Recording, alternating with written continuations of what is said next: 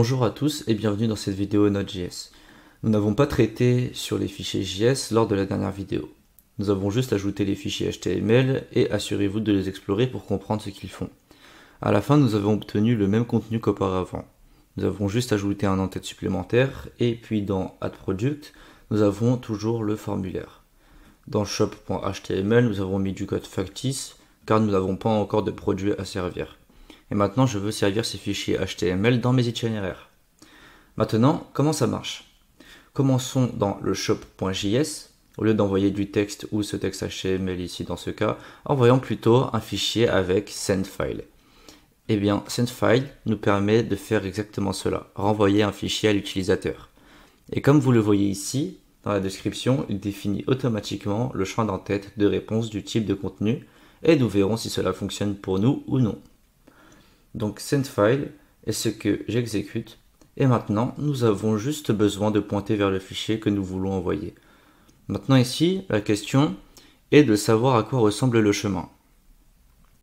Le fichier se trouve dans le dossier Views, mais à quoi devrait ressembler maintenant ce chemin?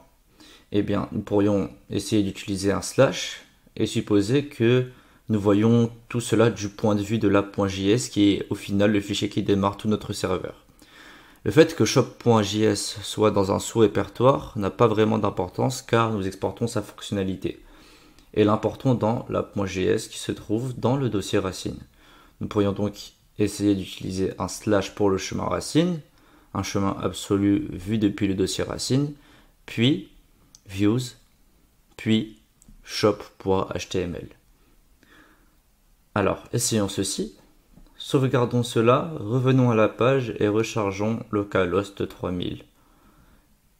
Rien. Et je ne vois pas cela. Eh bien, la raison en est que ce chemin est incorrect. Essayons ./ ici.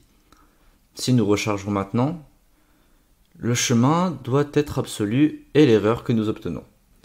Donc, quoi que nous ayons essayé, cela ne semble pas fonctionner. La raison en est qu'un chemin absolu serait correct, mais que le slash comme celui-ci se réfère en fait à notre dossier racine sur notre système d'exploitation et non à ce dossier de projet. Donc, afin de construire le chemin vers ce répertoire et ce fichier ici finalement, nous pouvons utiliser une fonctionnalité fournie par Node.js, un autre module de base. Nous pouvons importer le module de base de chemin en exigeant un nom, un chemin comme celui-ci. Puis ici, nous envoyons un fichier où nous créons un chemin à l'aide de ce module en mettant la méthode join. Join nous donne un chemin à la fin. Il renvoie un chemin, mais il construit ce chemin en concaténant les différents segments. Maintenant, le premier segment que nous devons passer ici est alors en fait une variable globale mise à disposition par Node.js et c'est underscore underscore. Et c'est important, ce sont deux underscores. Il s'agit d'une variable globale qui contient simplement le chemin absolu de notre système d'exploitation vers ce dossier de projet. Et maintenant, nous pouvons ajouter une virgule et simplement ajouter views ici.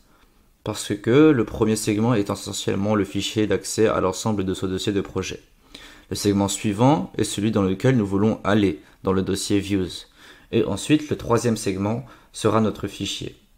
Alors voici shop.html. Et n'ajoutez pas de slash ici parce que c'est important.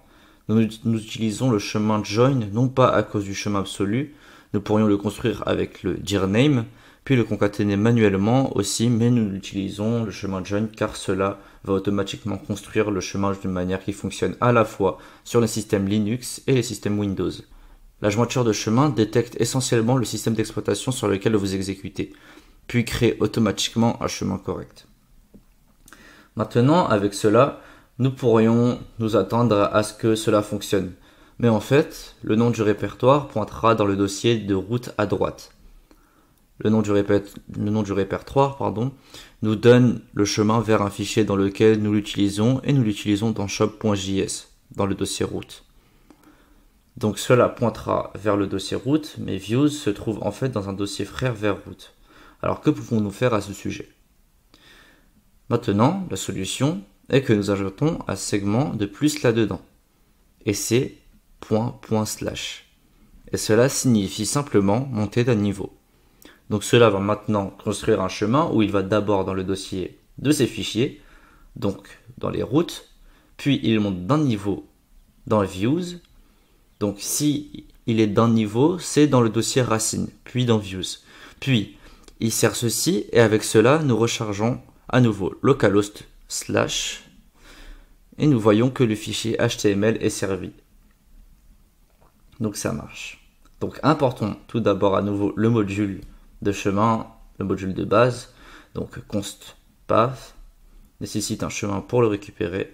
Nous n'avons pas besoin d'installer cela car c'est un module Node.js de base. Et puis ici, nous n'utilisons pas send mais sendFile. Et nous utiliserons ensuite path_join, la variable dirName pour obtenir le chemin vers ce dossier de fichiers. Puis nous pouvons remonter d'un niveau et ensuite dans les views. Et ensuite, nous voulons servir latProduct.html. Avec cela, si nous enregistrons cela et que nous nous dirigeons vers admin/addProduct, nous voyons également cette page. Maintenant, le style manque car nous n'en avons pas, mais cela fonctionne. Et nous pouvons également vérifier sur addProduct que le type de contenu correct a été attribué par Express. Donc cela fonctionne aussi. Et maintenant, nous voyons comment nous pouvons servir de simples fichiers HTML pour les différentes routes que nous avons.